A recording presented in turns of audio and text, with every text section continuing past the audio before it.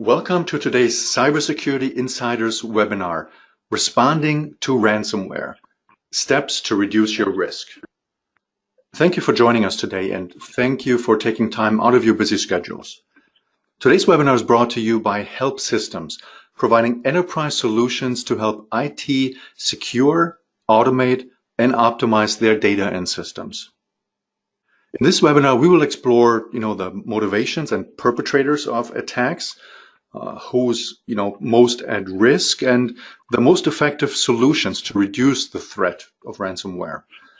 My name is Holger Schulze. I'm the CEO and founder of Cybersecurity Insiders, the online community for cybersecurity professionals, and I'll be your moderator today. Now it is my pleasure to welcome our featured presenter, Bob Erdman. Bob is Security Product Manager at Helpsystems. Welcome, Bob. Thanks for presenting today. Thank you, Holger, for letting me present. It's always a great time to come out and do webinars and provide information and just, give people the things that they need to help make their system secure. Perfect. All right. Well, I mentioned the 2019 malware and ransomware report earlier that we produced this year to, learn about the latest threats and how organizations are responding to new threats. And one of the first questions we asked was about, whether organizations see malware and ransomware becoming, a larger or smaller threat to organizations relative to other threats. And the results are clear. A significant majority, 71% of IT security professionals predict malware and ransomware to become an overall larger threat in the near future. 68%, about the same neighborhood, expect an increase in attack frequency, for example, over the next 12 months. Bob, seems like this is a pretty clear prediction. Does this align with what you're seeing? It does really align with what we're seeing out in the field. We're seeing a mix of different malware and ransomware and other types of infections. Many times, ransomware breaches really start out as a malware infection, and then these attackers proceed to deploy ransomware. And ransomwares aren't even always for cryptographic file reasons. Sometimes they're just to present a release of information that could even be damaging to an organization or an individual. We're seeing one of the more recent high-profile attacks of this type are those sextortion type scenarios where the attackers may claim that they have embarrassing content or they've hacked into your webcam and they're going to release that if you don't pay the ransom. We're also seeing a big rise in cryptojacking and crypto mining.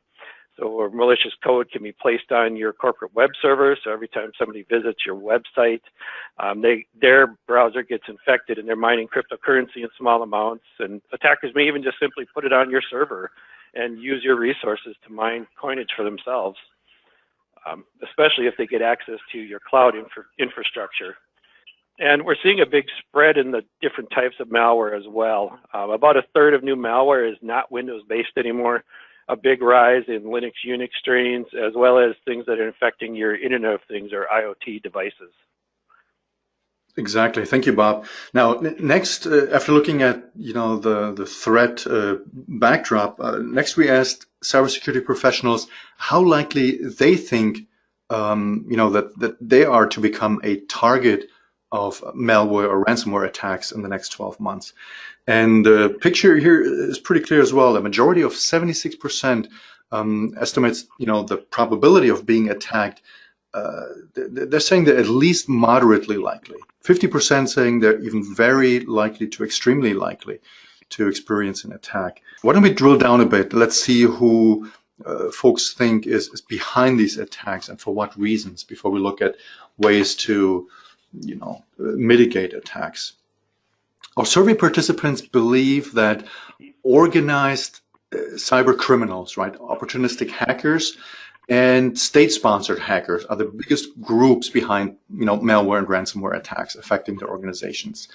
And in terms of their motivations, financial gain, not surprisingly, right, tops the list of motivators and motivations for malware and ransomware attacks, followed by a desire to, sabotage and disrupt business activities. Let me ask you this, Bob. What are your thoughts on this in terms of the attackers and their motivations, and does it actually make a practical difference to an affected organization as far as who is attacking them and why?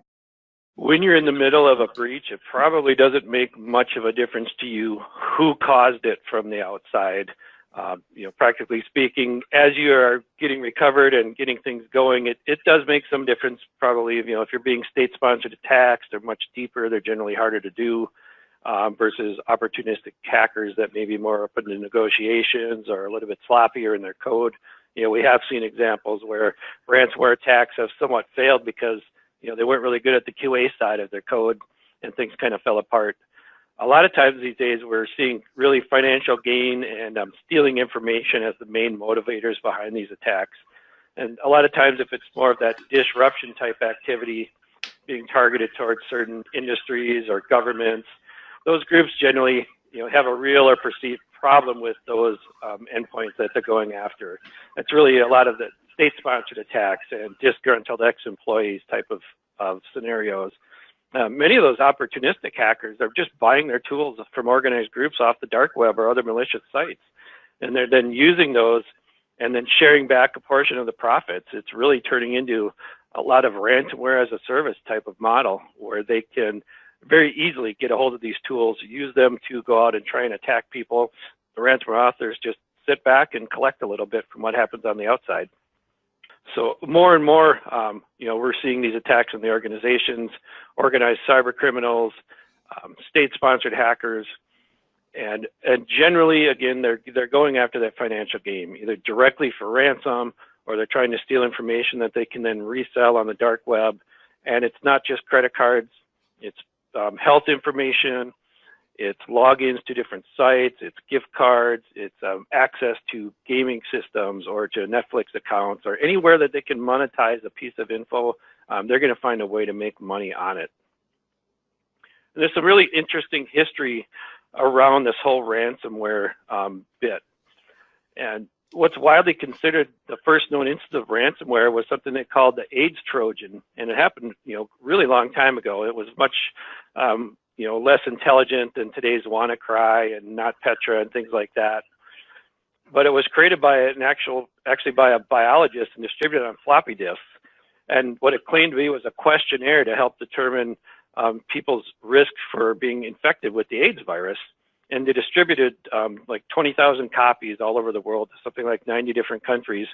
And the malware lay dormant, but then on the 90th reboot of the computer that was running it, it would be locked.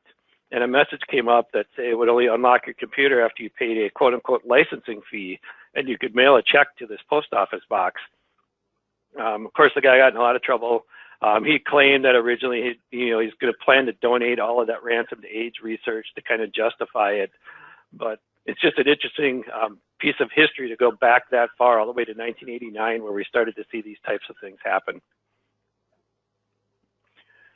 So there are a lot of different types of information at risk as we started talking about, research and design things. A lot of times we'll see the state-sponsored, trying to gather information rather than build it themselves. Let's see if we can go steal it and get a jump start on our research.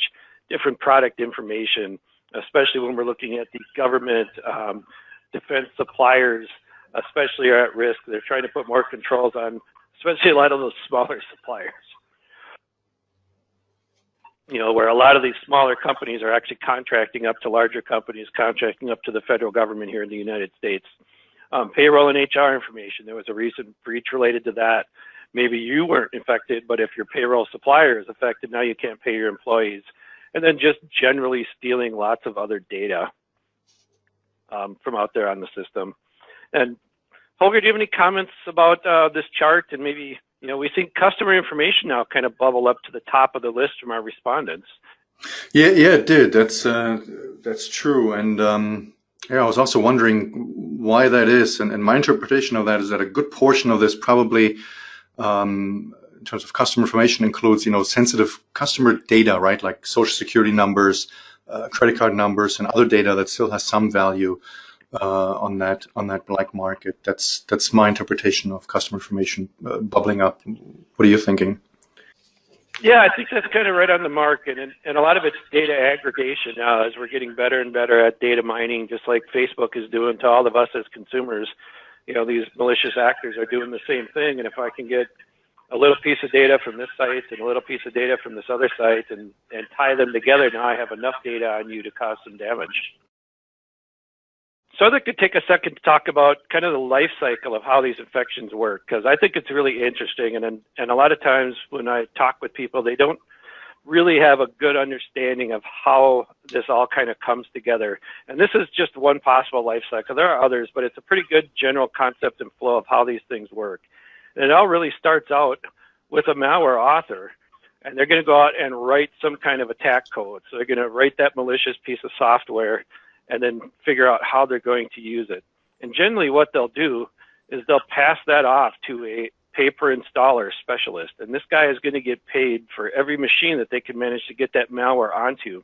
So we're thinking back towards one of those earlier slides, they want to get that initial breach so they can get a foothold into the network. And that's where they're going to do that. They're going to have this installer go out there and he's going to do his dirty work and get this malware out into the network. And then they pass those machines off much of the times.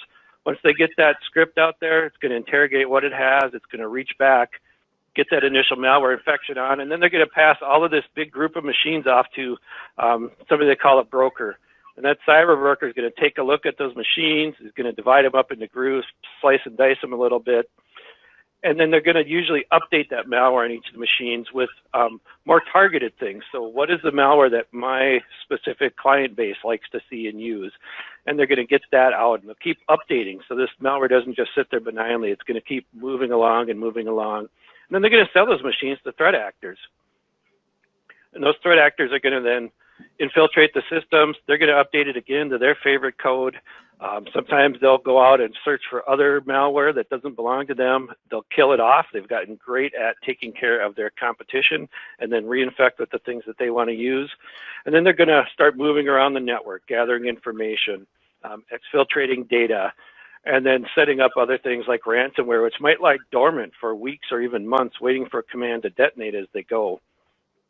In our preventive security solutions over there on the left, they're really focused on stopping the initial thrust of the infection. So we've got firewalls trying to stop our frontal attacks, things coming in looking like legitimate traffic. We've got intrusion detection and prevention systems trying to identify that malicious network traffic and stop it.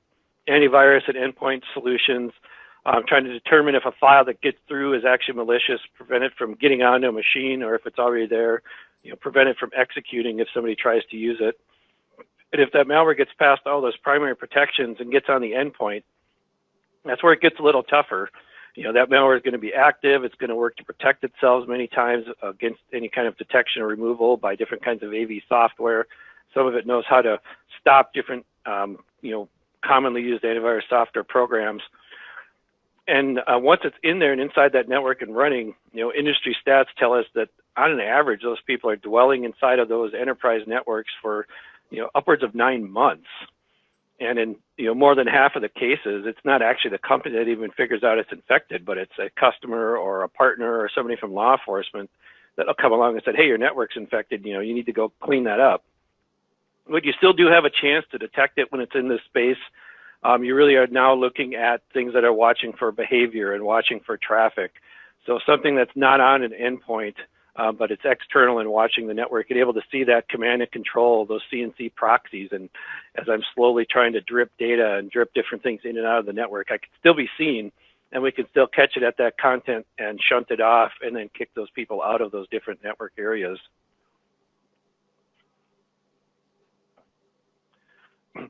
So ransomware attacks can be really expensive.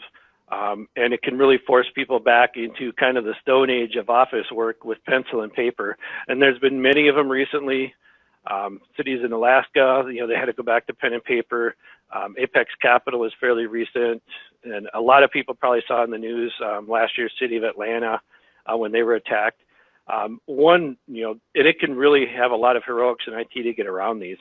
One story that I've always kind of kept around, and really just to say what these people sometimes have to do, is Maersk, the big shipping company. They got infected by NotPetya ransomware.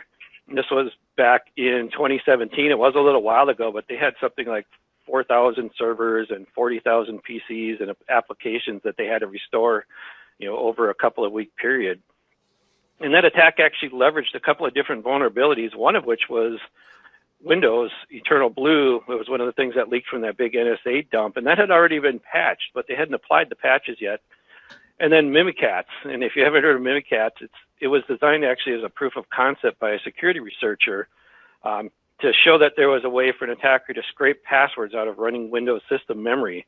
So if you can get onto that Windows box, you can now scrape the credentials out of the running system memory and then try and go sideways and move laterally and infect more systems that have that same shared credential set. And we know a lot of sites do, especially in their information technology department, have shared admin logins and shared service logins and things like that. So you can get access to one. You can now get access to many.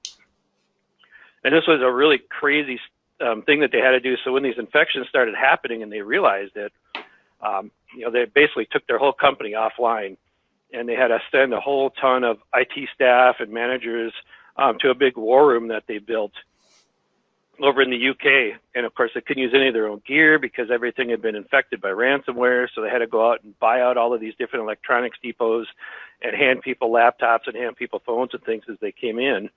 And then they had to figure out how they could start recovering.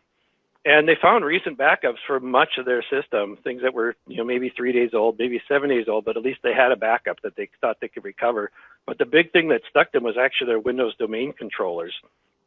And they weren't really backing those up because they had so many. They had dozens of those around the world, and they're all replicating, and nobody had ever thought that we could crash all of them at the exact same moment. And as they searched around, they actually found one down in Ghana that had been offline due to a power outage. So it hadn't been infected. It hadn't been turned on and plugged into the network. And of course, that's not an easy place to get to. They couldn't transfer data fast enough over the wire, and they wanted to physically get the server there. And then, of course, nobody had a passport visa to go up to the UK. So they ended up flying a guy down to Nigeria and flying a guy up to Nigeria and transferring physical hard drives and bringing it back. And it's just a really crazy story of the recovery heroics that you sometimes have to go to after some of these attacks if you really have a bad infection. Apex is a lot more recent example. They're a payroll service provider. They do a lot of stuff in the cloud, and they have a lot of small and medium business clients. And they had they quickly saw they were infected. They took their systems offline and let their customers know they were an issue. And they're like, hey, we'll be back in a couple of hours. We got this super hot new backup system that we got up and running. They thought they were actually going to have a pretty easy path, but their backup solution was instant mirroring so fast that as soon as their primary got infected, all their backups got infected too. And they're one of the ones that actually paid up. So they hired some outside consultants, and they recommended really just pay the ransom and try and get your data back. And they did, and they got a lot of their data back. The keys sort of worked. Of course, that's not another area where maybe the attackers really care that much about quality assurance. So some of the data that came back scrambled some of their files, a lot of their directory links and different things didn't work. So it didn't really go super smoothly, and we'll talk a bit more about that later on in the presentation when we talk about some of these perceived recovery times that people have. But at least they did eventually get back to service without, some of the damage that other people have seen. And these attacks are definitely on the rise. So just the first half of February, there are at least a half a dozen phishing campaigns. That's a very traditional way to get that initial infection in, and another half a dozen published ransomware infections that were reported on. And just over 40% of our respondents to the survey reported a previous ransomware attack. Cryptoware was definitely the highest majority of those reported infections. And that kind of makes sense when you look at where we're doing the survey. We're talking to people that are working for companies. And in a company, generally, you want to maximize your damage and infect as many things as possible. So you're probably not going to go for the, Bob Erdman's webcam, or you're going to go for every server you can get your hands on and try and do that lockout cryptoware. When it is more of those individual or household type targets, that's when we generally see more of that mix. Hey, I just broke all your grandkids' pictures. Do you want to get those back again? Pay me $50. Or do you want your friends and family to see what I have on you that I gleaned off of your hard drive? And a lot of times even that's not even real, it's just a bluff. But those are the kind of things that they're trying to go out and do. And another growing attack pattern is commonly referred to as big game hunting. And these attackers are really carefully selecting high value targets based on what they can expect to get paid. So companies that have really deep pockets. That's essentially how Samsung ransomware operators have worked. They're the ones that infected the city of Atlanta among other places. And their estimate is that they've been paid almost $6 million in that ransomware strain. More recently, the Rick operators, they're doing much of the same thing, and it's been estimated that they've taken in almost $4 million just since August. So when we see some of these statistics where everybody says, I'm never going to pay the ransom, it doesn't always hold true when it comes down to you're the person that has to deal with it. So it's definitely, becomes more of a decision that has to be made at the time. And of course, those dollar figures pale by comparison with the collateral damage that these places have caused. That's estimated to be upwards of $30 million last year. So what do you think, Holger? Is that 42%, is that pretty representative of the greater environment out there, or does it seem like some companies are maybe keeping it a little more quiet and it's probably even a higher percentage than that? Yeah, exactly. That's my sense, right? We can only look at the numbers as they're reported, and they're probably close to reality. But as you pointed out, they're perhaps, somewhat underrepresenting the true occurrence, right, of ransomware attacks. People and organizations just not wanting to admit to a successful attack, even in a survey that's anonymous like this one. Yeah, it kind of feels like that way to me as well, just from the volume of money that has been traced to these organizations. They haven't always been able to stop them, but many times they can see some of that cryptocurrency flow and at least see how much is going on. And when they know that closely how much money has been paid to these guys, somebody's paying up. So this slide kind of represents the breakdown of the people that reported an actual attack on that previous slide. And it's an interesting set of statistics of the people that listed that they had been the subject of a ransomware attack in the last 12 months. The majority had experienced more than one attack, and almost a fifth of them had double-digit attack figures. So the attackers kept showing up. And, it could be for a number of different reasons, depending on the scenario. Maybe employees are just continuing to fall victim to the same schemes, and they're reinfecting the network. We know that employee training is very key to preventing phishing attacks and clicking on those bad emails. I've seen it before. Holger probably has too, and other people on the phone have too. That end of the quarter is close approaching. Next week is when we'll start to see those, hey, I've got a problem with my invoice, going to every person in the sales team at the company. And they're hoping that just one of them is going to click on that. They're thinking, oh my gosh, that's my commission. And as soon as they do, that attack starts to spread. And maybe it's just places that have really big pockets and they just keep coming after them and say, you got a lot of money. If I can keep coming after you long enough, you're eventually going to pay me. I suspect that a good number of these also are just companies are cleaning up the infection that they see. The threat actors are actually continuing to dwell on those networks. So get back to that dwell time, 9 months or more. Some of these breaches, it's been reported that they've traced back years and seen, infection was probably there for 24 or 36 months. So those attackers, you may clear up the ransomware I launched yesterday, but I'm still in your network, and I'm going to sit dormant for another month or two, and then I'm going to launch a different attack at you again and try and keep coming after you until you kick me out of the network. And more often, we're seeing that it's not necessarily being detected because people aren't looking at all areas. Maybe they're only protecting their Windows systems. More and more now, we're seeing these attacks coming from Linux servers, from Unix servers, and especially these days from Internet of Things, IoT devices, where you can't really have an endpoint protection. You can't load antivirus software on your security camera, but you can still get infected by your security camera. So having other ways to detect this kind of transactions happening inside of the network are very important. So we're seeing the main points of the chain here where malware and ransomware are being detected within these organizations, hopefully stopped, of course, as soon as it's detected. I think it's really interesting that so many respondents actually listed antivirus endpoint tools as the point where detection is made. These attackers are getting very skilled at that left side of that slide that we looked at, getting across that network boundary. So they're also needing to be stopped on the inside as well. Many times, as we talked about, we're seeing companies only protecting parts of their infrastructure. They just don't recognize how many places are at risk within their networks, making sure that they're getting everything taken care of. Holger, do you have any comments about the detection time metrics? We're seeing 80% saying they're detecting these infections within at least hours, but then of course we know that we've talked about those average dwell times are more in the measurement of months.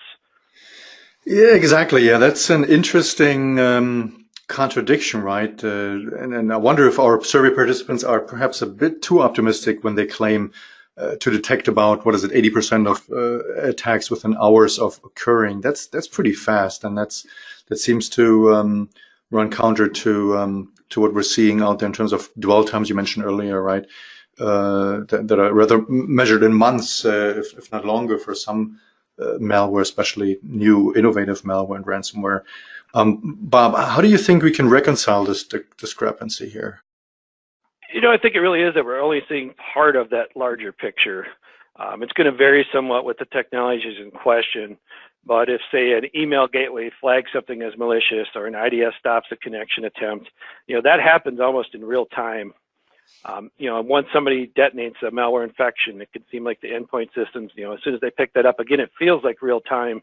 So maybe what's being seen, is more on the front end, and it's, that back end stuff where people have that low and slow living off the land, traversing the network and doing reconnaissance of the environment. That's not always being detected because maybe they haven't detonated the bomb yet. So if I'm just hopping around, I'm living on PowerShell, I'm living on Bash and Linux, I might not get noticed if I'm really good at what I'm doing until I trigger that infection. And that's where the ability to detect those communications, again, is really important. So we want to identify those infections dwelling on the network before they become a chronic disease to the company. Exactly. Next, we asked in our survey, right, about their confidence in detecting and blocking malware, before it spreads through the network. And a majority of about 55% of cybersecurity professionals here are not fully confident, right, in the organization's capacity to detect and block a malware or ransomware attack before it spreads, to more critical IT systems across the organizations. Only 12%, that's a small minority, are extremely confident, and about a third very confident. Bob, let me ask you, why do you think that about half of respondents are not confident really in their abilities, right, to detect and block attacks? Holger, I think there's a few reasons for that, and it goes a little beyond just the email gateways and the IDSs and the firewall, some of those other things. There's also things that happen around that infection that I think people lack some confidence in their capabilities and their company's capabilities. Things like your backups, they're only as good as the last time you actually tested those recovery processes. Do you really trust that you can bring things back from the brink if you have to? I've worked with some companies in the past. They actually do lights out recovery tests with all of their vendors and suppliers every year or two. They're not going to hand you a nice brand new Dell server, because that's not what you're going to get if there's an infection outbreak going on. They hand you kind of whatever piece of junk they have in the corner, and they hand you a copy of the media you left them. Now make this run.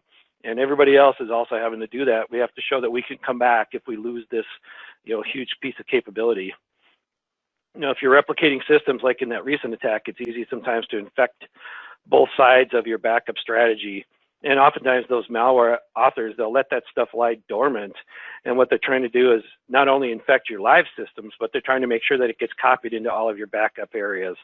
So essentially everything is being encrypted in the background, and you really can't see it until they trigger that switch. And now suddenly everything is locked away from you. And I think some of that also is, people don't necessarily feel comfortable with the prospect of paying a cryptocurrency ransom, even doing a transaction. So if you're waiting until the last minute to create an account to be able to have some Bitcoins in your wallet to go out and pay an attacker, and you're not really sure how to even do that, the added time and the added stress of having to deal with that in the middle of an outbreak, can be really daunting to people. I think it's honestly a good idea to familiarize yourself with that cryptocurrency transaction process, if for no other reasons that you understand it better. Because then if the worst does happen, now you can make more of an educated choice on whether or not to make a payment or scrambling to understand the processes. Recent research has pointed out that, more than half of organizations also don't really have a solid disaster recovery plan in place should a crypto attack or a cyber attack actually happen to them. It's really vital that those businesses have the infrastructure and the plan in place to maintain the continuity of operations, if the worst happens. There's a new recent one in the news just lately here in Norsk Hydro. They had to fall back to manual, albeit somewhat reduced operations. If you aren't familiar with them, they're a huge smelting operation supplier. This is big industry, and their operations are currently undergoing a cyber attack. It hasn't really been confirmed what it is from all outside knowledge. It really looks like a ransomware style, somewhat what happened to Maersk. And these guys had to go back to essentially manual operation of their factories to keep the lights on and to keep things moving. And they've got worldwide operations. There's different locations throughout the world right now that they have that are being affected. And it's very costly. It's not just the money to fix the problem. Their stock price is down multiple percentage points already. So it's costing them a ton. Many municipalities have had the same kind of thing happen recently. These smaller level attacks, they're having to fall back to pen and paper record keeping. Sometimes they just lose access to things permanently. They just never get some of those records back. And, you know, I'm not going to be the one to tell you that you should always pay or that you should always not pay a ransom. That is honestly a business decision that you need to make, weighing in all the different factors. Law enforcement is pretty much these days, I'm going to tell you that they don't recommend ever paying the ransom. There's no guarantee you're going to get things back in return. It just enables the attackers to keep on, you know, performing those activities. Your IT team and your outside security consultants, if you have to bring any in, may have a slightly different answer to you. The real message is you need to have a plan and you need to be prepared. You may have to go the route like Apex. You may have to go the route like Maersk. It's really going to depend on your situation and what you think you need to do to protect your business. Thank you, Bob. Now, next we asked how fast organizations, can recover and did recover from a successful ransomware attack. And a majority, 48%, or plurality rather, they say they can recover from a ransomware attack within a day, right? Well, 41% estimate it'll take more than 1 day to up to a few weeks to recover. Only 11% of the organizations believe they will never fully recover. I think we're seeing a similar pattern here. What seem to be, quite optimistic numbers here with 29% claiming they can recover, from a ransomware attack within just a few hours. Bob, does this sound overly optimistic to you? I think it sounds overly optimistic personally, just from the experience that we've had working with people out in the field. And I'm wondering if maybe some of that is respondents kind of thinking to a couple of systems, pretty isolated infection, or is this an enterprise-wide thing? If we think back to the Maersk example, they were running around the buildings tearing cords out of the wall because infections were happening so fast. There were literally hundreds of systems a minute propagating that infection throughout their company, and they ended up having to recover thousands of workstations and servers. Or something like Apex, where they thought they had great backups and we're just going to flip the switch and roll everything backwards, and then they realized when they needed it that it didn't actually work for them the way that they thought it would. It's a really good idea to prepare yourself and to practice some of these things. It's just like if you're doing pen testing engagements, you may not just want to go in and see if you can hack a system and tell me where the breaches are in my network. You also want to have your IT team responding to me like I'm an attacker so that they've actually dealt with this problem before the problem actually happens. Practice makes perfect.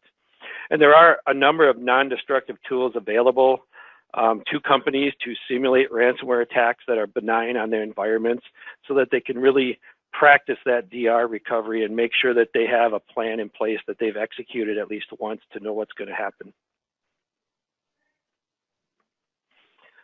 We do see that, what we feel is somewhat overconfident timeline, just looking from statistics.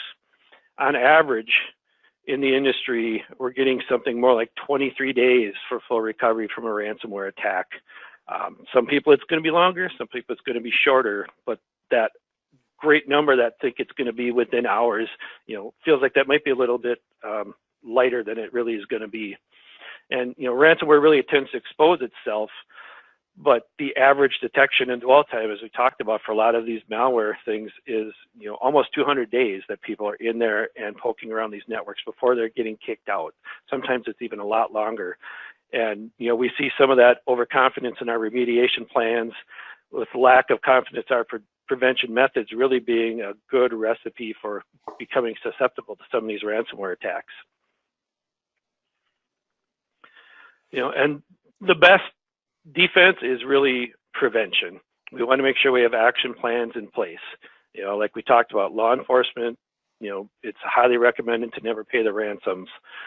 We want to make sure that we have full anti-malware protection across our environment. So it's not just our workstations, We got to make sure that our other systems are protected. We've got to make sure that we're using things that can see what's happening with our IoT devices. That's a huge attack and infection vector these days. A new Mariah variant's been seen in the wild again now. It's targeting web presentations and smart TV signage, essentially. There's all kinds of different ways that people are finding to get into the network. And we want to make sure that we limit access to our system. So if we do get breached, that we're going to be able to stop that flow across the company. So implementing things like least privilege, where you only give somebody rights for the things they need rights to, so that everybody's not running as an administrator, because once one person's affected, those credentials can flow across the rest of your network. And keep that employee education up. Make sure employees know what to look for. Make sure that they're used to phishing attacks and things like that. That's another thing, that there's a lot of tools available, some free, some paid, to do simulated phishing against your corporate base. Make sure that you can see what kind of things are coming back to you. Do some remedial education with the people that need it. Launch those things again. See what happens. Like I said, it's the end of the quarter. I guarantee we're going to get one at our company that, hey, something's wrong with my invoice. I've seen it at every company I've been at, and some salesperson invariably clicks on it because they're worried about dollars and not worried about security nearly as much. We want to make sure that we patch, and we patch early and often. Many of these ransomware attacks are leveraging known security flaws that have already been patched.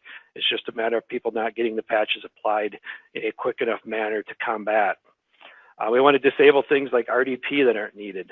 That's short for Remote Desktop Protocol. And that's a Windows feature that lets you manage your systems remotely. Many business, particularly we see this with healthcare providers, they're getting hit with ransomware because they're leaving RDP open to the internet, or they're opening it and securing it with really easy to guess passwords. And there's plenty of ways to brute force or crack a password once you can get hold of that hash. There's even a number of criminal services that'll sell you access to brute force RDP installations. There's sites you can go on, you can type in a company's name, and it's going to pop up every infected system that they have at that point in time that will guarantee you access, at least when you pay for it, to get in and take control of somebody's network.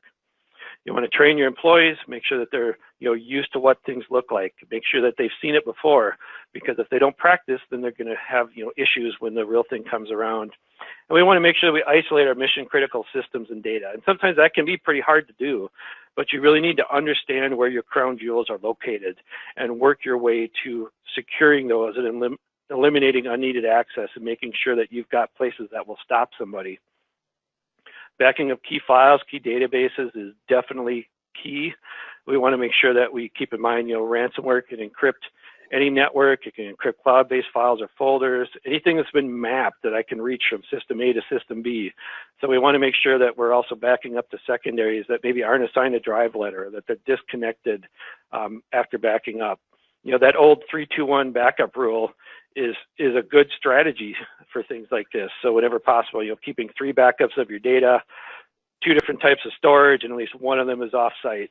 Just some of those simple rules that have been around forever, are really good rules to think about. Disabling macros in Microsoft Office, that's another easy attack vector. It happens a lot. So blocking that external content in Office files, educating your users again that ransomware usually succeeds because somebody opened an attachment they shouldn't have opened or an email that they shouldn't have opened and manually enabled macros. They can even hide things inside of images now. They can hide it inside of a white image so you don't even know it's there. You're just seeing a white thing on your screen. You think it's blank space. It's actually a white image that's got a macro behind it. And enabling and controlling your folder access. So making sure you're creating rules to disallow running executables where they shouldn't be run. That's another fairly easy thing to do. That's a very key way to block things. So inside of Windows, making sure that you can't execute files from a local user profile folder like app data or program data or temp. If you're looking more on the Linux and Unix side, making sure you're using no SUID, no exec on your mount points, like /temp in places. If I don't need to run executables, then I shouldn't be allowed to run executables there. Temp folders, great place. If you're running databases, those database data folders, another great place. There's no reason anything should ever execute in that partition, so just block it, because then anything can't ever execute in that partition. So some of the primary drivers for improving our ransomware defense from the survey responses that we had, a lot of that again is leading back to protecting that confidential data related to your business and your clients. We've seen another high runner is, making sure that we're protecting ourselves from potential downtime. So every minute that you're not operating at 100% is costing your company money. And if you're especially a transactional-based company, think to how much money that you would not take in for an hour of downtime, even if you are really quick to recover. 1 hour of downtime, 2 hours of downtime from some of these large cloud-based catalog-type sites, that could add up to millions over the course of the year. We want to make sure that we're mitigating those financial costs. It's not just the money to clean up the infection, it's the money to pay more insurance. It's the loss of brand loyalty.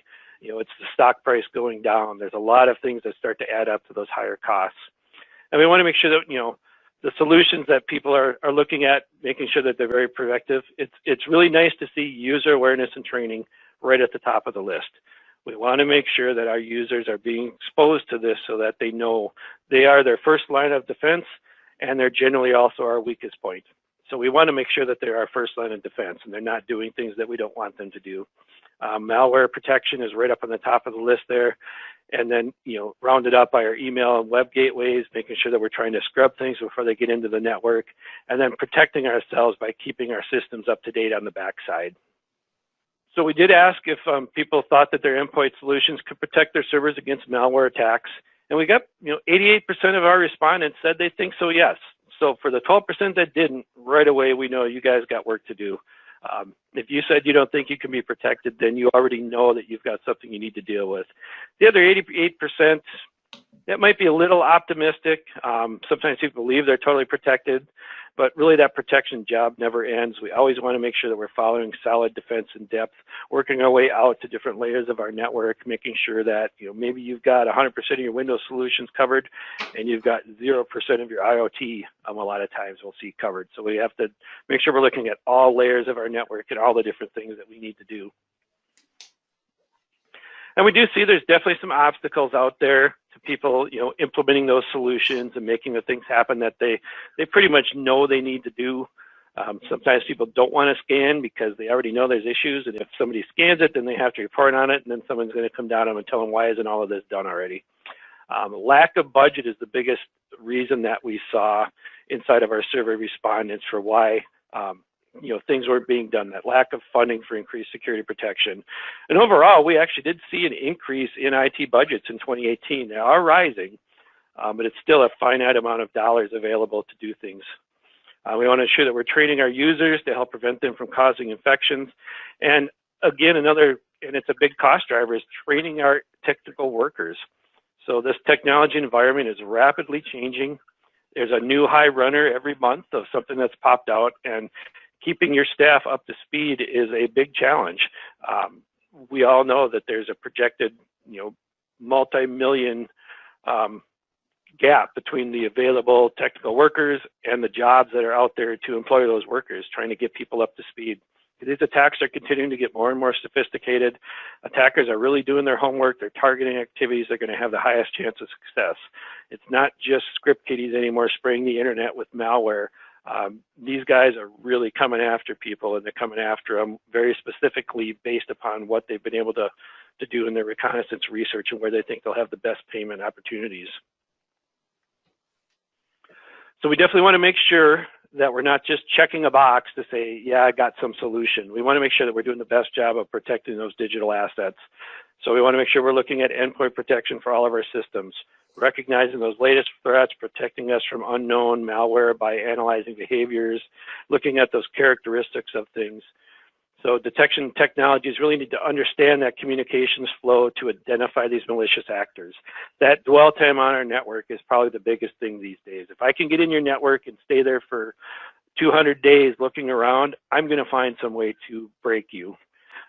And IoT devices are really well known to have poor security practices, and it's not always that easy to patch. Sometimes they have to be replaced with just more secure versions because there's nothing you can do to upgrade them. Rebooting them many times will clear an infection, but of course, unless you change something, as soon as the system's back up, it's just as vulnerable and it's going to get infected again. And we're seeing malware strains out in the wild now that are even recognizing competing infection solutions. They're going out, they break in, they delete the guy who used to be broken in there, and then they introduce themselves instead and replace it with their own code. So it's an ever-changing environment, and we really want to look at that whole holistic defense in depth strategy. One of the things that we like to do here at Helpsystems, we have a free product. It's a security scan. You can launch it on your IBM Power Systems, AIX, Linux. If you're interested in doing that, just give you a nice PDF report of where we see things sitting for you. We're happy to join in and help walk you through the report if you want, or we're happy to just let you run it yourself. You don't have to be a customer. It's just something that we like to offer out to the community, since we are really working hard to help people do these different types of security across all different technology verticals. Holger, do we have any questions coming in? We've got a few minutes here, so if we did, we'd like to make sure that we take some of those. All right, let's see. Bob, first question here is, why do you say it's so important to have a native antivirus solution? Bob?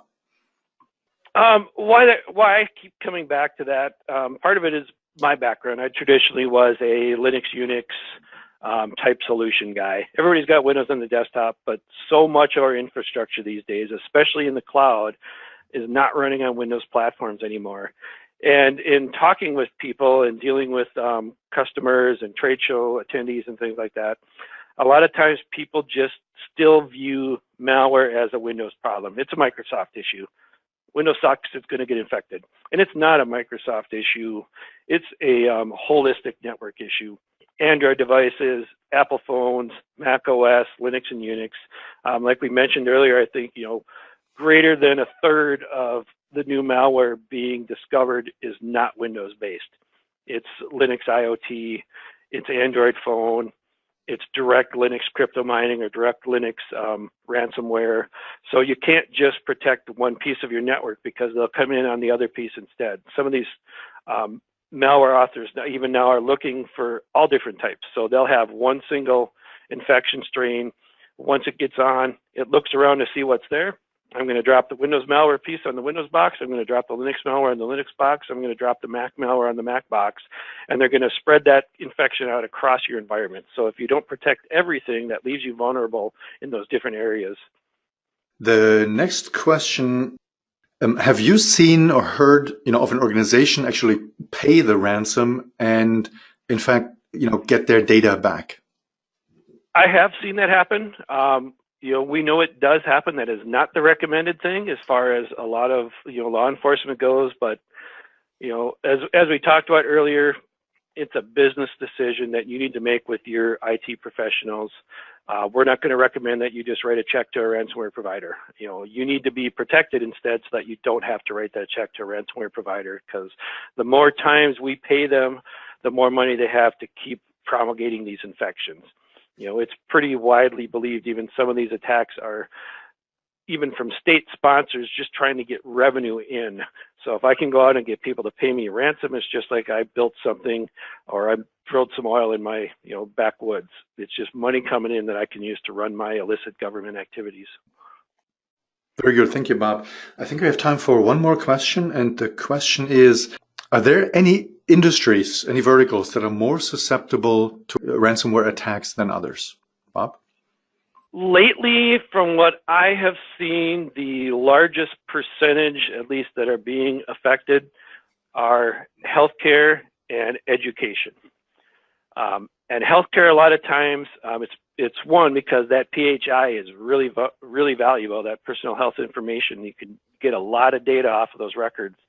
But because of the huge spider web of connections that they have, so it's not just the great big hospital on the corner, it's all those little clinic affiliates. It's the eye doctor in the strip mall and the chiropractor's office and all these places that are back connected in. They don't necessarily have those kind of IT teams and those kind of environments, so they're easier to get at. And once they get a foothold there, then they can try and work towards that larger network. If any of you are from around the Minnesota area or the big Target breach of a few years ago, that came from their HVAC supplier, but it was a connection into their network, which got them into corporate. And once they're in corporate, that's where the real damage occurred. So we really need to be wary of that. And we're seeing, unfortunately, a lot of attacks against educational sector these days. That's, again, another generally publicly funded, budget-constrained enterprise. And it's got a lot of great data because your child's identity is just as valuable, probably more so in some respects, because they're not watching their credit score. They're not looking to see that somebody opened a new card on their account. And a lot of damage can be done before you realize, that that's happening. It's highly recommended these days. You know, you can now have a free lock on your credit accounts. Maybe you don't want to do it for yourself, although it's pretty easy to do that back and forth if you actually need to take out, you know, some kind of card or something. But lock those accounts on your minors. If your child is 15 years old, they're not opening a Visa card, so you might as well freeze their credit account where they can't. Then nobody, if they do get some kind of engineering access to that, they can't use that maliciously because it has to come through you to unlock that. So it's a good, easy, free practice to take on your own. Excellent. Thank you, Bob. And that's good advice and very actionable. So with that, we're at the finish line for today's session. Now, as we're closing this webinar, I would like to thank all of you for joining us. I hope you enjoyed today's presentation. I would also like to thank you, Bob, for sharing your insights on how to reduce, ransomware risk and how to respond to an attack. Thank you, Bob. Thank you, Holger. Now, this concludes today's session. I hope we will see all of you again at one of our future webinars. Thanks, everyone. Have a great day.